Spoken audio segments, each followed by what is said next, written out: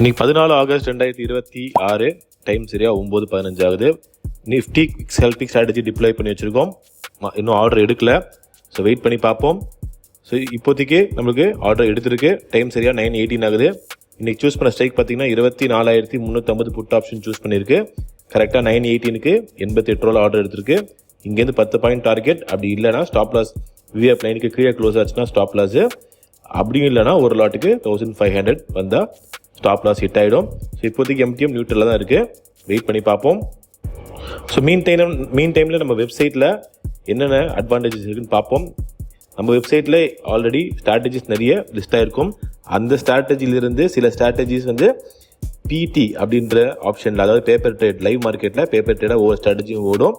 அந்த ஸ்ட்ராட்டஜி ரிசல்ட்ஸும் பார்த்துக்கலாம், இன்னொரு ரிசல்ட்ஸும் பார்த்துக்கலாம், நேற்று ரிசல்ட்ஸும் பார்த்துக்கலாம். அந்த ஸ்ட்ராட்டஜி உள்ள வந்ததுலேருந்து இருக்கிற ஃபுல் ரிசல்ட்ஸும் பார்த்துக்கலாம்.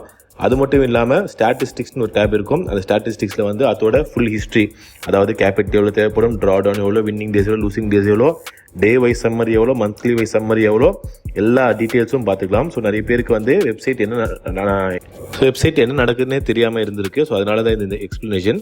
ஸோ அவங்கவுங்க கேபிட்டலுக்கு ஏற்ற மாதிரி அவங்கவுங்க ஸ்ட்ராட்டஜி சூஸ் பண்ணி அவங்கவுங்க டிப்ளாய் பண்ணிக்கணும். அதுலேயே எல்லா டீட்டெயில்ஸும் கொடுத்துருக்கோம். எங்கே வந்து ஆர்டர் எடுக்கும், எங்கே வந்தால் கட் ஆகுன்ற ஃபுல் டிஸ்கிரிப்ஷன் தெளிவாக கொடுத்துருக்கோம். ஸோ நீங்கள் எதுக்குமே தேட வேண்டாம், எல்லாமே உள்ளே இருக்கும். ஸோ நம்ம டிப்ளாய் பண்ண ஆர்டர் என்ன நடந்திருக்குன்னு பார்ப்போம். ஸோ விஆப் லைனுக்கு கீழே கேண்டில் க்ளோஸ் ஆகிருக்கு. ஸ்டாப் லாஸ் ஹிட் ஆகிடுச்சு.